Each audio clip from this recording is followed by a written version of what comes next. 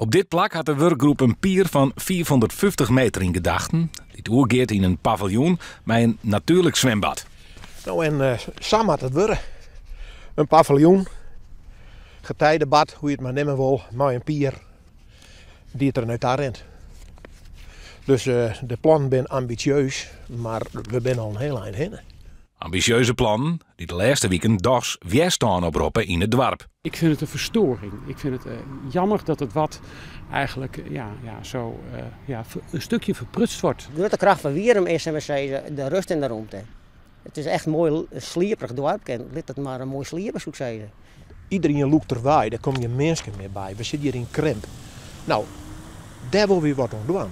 En dan kan dit één van de dingen wezen. En dan is het net zo dat we hier bussen vol Japanners verwachten of Chinezen of zo, echt net. Nee, ik denk net dat we eruit komen, want zij zullen bij hun plan blijven, wij zullen bij uw standpunt blijven. Dus praten, ik ben jou toch niks.